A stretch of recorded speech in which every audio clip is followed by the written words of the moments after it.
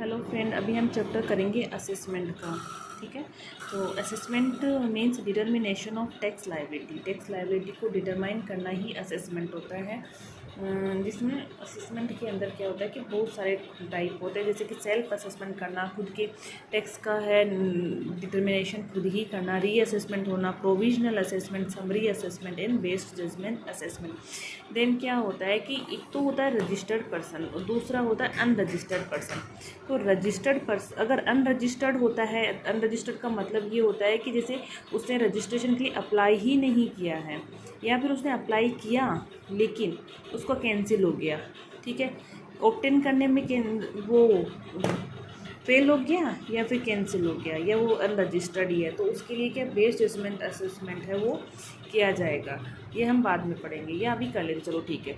इसमें क्या होता है कि प्रॉपर ऑफिसर है वो टैक्स लायबिलिटी इसमें असेस करेंगे और बाई बेस्ड जजमेंट असेसमेंट।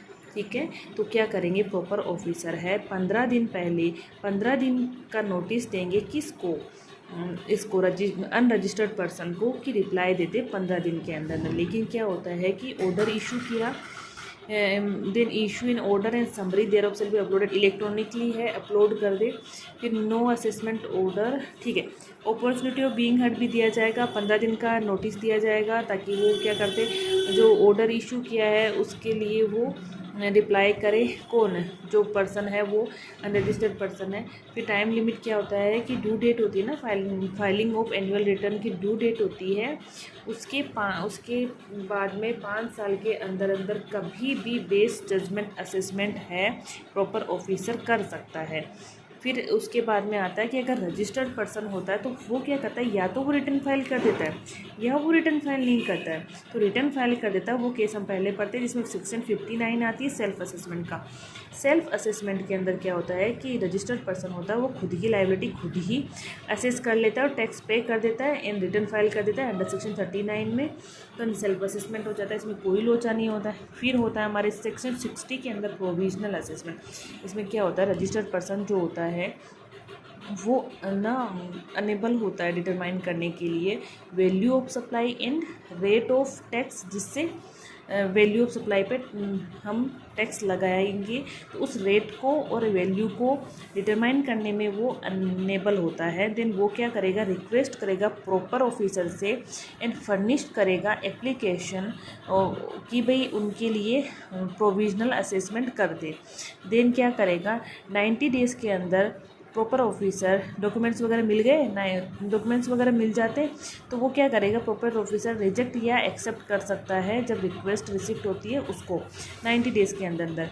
एक बॉन्ड है वो साइन करवाया जाता है विथ सिक्योरिटी, और सिक्योरिटी जो होता है बॉन्ड में जो अमाउंट होती है उसकी अप टू 25% होनी चाहिए। फिर क्या करता है, प्रॉपर ऑफिसर है फाइनल असेसमेंट दे देगा with in 6 month. Extension JCAC देता है 6 मंथ की, कमिश्नर देता है 4 ईयर की। ठीक है, अब फाइनल असेसमेंट हो गया, तो फाइनल असेसमेंट की जो अमाउंट है वो मोर देन प्रोविजनल असेसमेंट है। जो डिफरेंस की जो अमाउंट है वो रजिस्टर्ड पर्सन होता है ना, वो पे करेगा डिपार्टमेंट को, एंड उस पर उसको इंटरेस्ट देना पड़ेगा 18% से। और कब से देना पड़ेगा ये देखना, तो ड्यू डेट की, जो ड्यू डेट होती है ना पेमेंट ऑफ टैक्स की, उसके फर्स्ट डे, मतलब ड्यू डेट हो गई, उसके बाद में जो पहली डेट होगी ना वहाँ से लेके एक्चुअल पेमेंट तक। ठीक है, और अब क्या होता है कि जो फाइनल असेसमेंट है वो लेस देन प्रोविजनल है, देन डिपार्टमेंट है, गवर्नमेंट है, वो हमें पे करेगी टैक्स रिफंड, और इंटरेस्ट वो 6% से देगी हमें। लेकिन इसमें डिपार्टमेंट वाले हैं तो कम देना चाहेंगे, तो वो क्या करेंगे, जैसे ही हमने रिफ़ंड के लिए एप्लीकेशन दी, एप्लीकेशन भी देखो हमें करना है, रिफ़ंड की एप्लीकेशन हम देंगे कि भाई हमें हमारा पैसा दे दो, तो वो जो एप्लीकेशन देंगे ना उसके 60 डेज़ एक्सपायर होगा ना, उसके दिन से लेके एक्चुअल जो रिफ़ंड वो देंगे वहाँ तक वो 6% से हमें इंटरेस्ट देंगे।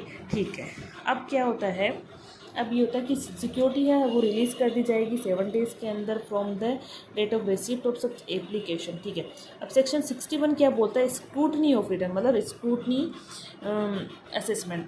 ये क्या होता है कि पहले हमने देखा ना 59 के अंदर सेल्फ असेसमेंट किया है, तो उस केस में डिपार्टमेंट को अगर लगता है, प्रॉपर ऑफिसर को लगता है, किस में, very proper officer shall verify the correctness of the return with respect to available information. और अगर उसको कोई कमियां पाई जाती है तो प्रॉपर ऑफिसर इशू करेगा नोटिस उस पर्सन को, एंड पर्सन है वो ना नेसेसरी एक्सप्लेनेशन देगा within 30 days of service of notice. और जो एक्सप्लेनेशन देगा ना आरपी है वो अगर सही सेटिस्फैक्ट्री है तो कोई भी एक्शन प्रॉपर ऑफिसर्स के द्वारा नहीं लिया जाएगा और इन्फॉर्म कर दिया जाएगा रजिस्टर्ड पर्सन को। देन जो एक्सप्लेनेशन उसने दिया है या वो क्या उसने एक्सेप्ट कर ली, उसने मतलब एक्सप्लेनेशन दे दी एंड कमियां हैं वो उसने एक्सेप्ट कर ली, देन पे कर दिया टैक्स एंड इंटरेस्ट, तब इन्फॉर्म कर दिया उसने प्रॉपर ऑफिसर को अबाउट पेमेंट ऑफ टैक्स। कुछ नहीं किया जाएगा उसमें भी। लेकिन प्रॉब्लम यहाँ होती है कि कमियां उसने एक्सेप्ट ही नहीं की रजिस्टर्ड पर्सन ने, देन क्या और ना ही करेक्ट किया उसने, देन क्या करेंगे इसके ऊपर प्रॉपर है ऑफिसर एप्रोप्रिएट एक्शन लिया जाएगा। जो है सेक्शन जो है ना 65 66 वाली, वो 67 वाली ऑडिट वाली सेक्शन है, इंस्पेक्शन वाली सेक्शन है वो उसका है, और 73 एंड 74 वाला उसके अकॉर्डिंग टैक्स का डिटर्मिनेशन किया जाएगा। तो ये है हमारी 61 एंड अब है 62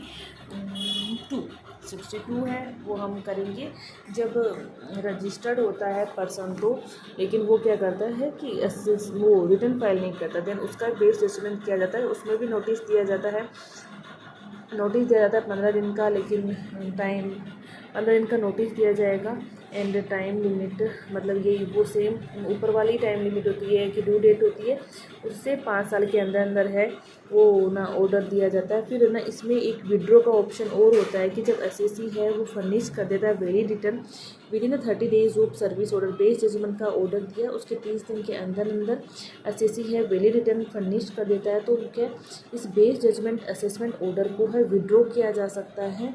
एंड जो विड्रॉ किया जाएगा तो इंटरेस्ट भी है वो भी पे करना पड़ेगा हम लोगों को 18% से, प्लस लेट फीस दी जाएगी 100 रुपये पर डे और मैक्सिमम 5000 ये अगर कंटिन्यू रहता है प्रॉब्लम देन तो ठीक है।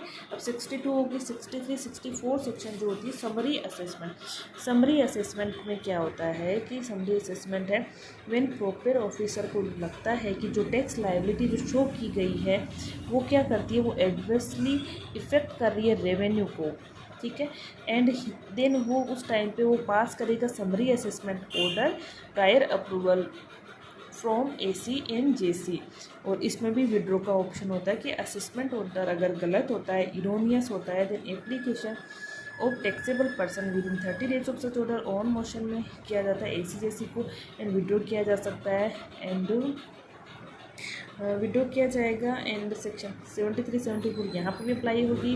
और इसमें ऐसा कुछ ज़रूरी नहीं है कि रजिस्टर्ड पर्सन होता है उसी के अगेंस्ट है वो समरी जो है असेसमेंट दिया जाएगा, किसी और पर्सन चार्ज वगैरह होते हैं ना वो भी लाइबल होंगे टू बी असेस्ड के लिए। तो हमारा ये असेसमेंट का चैप्टर होता है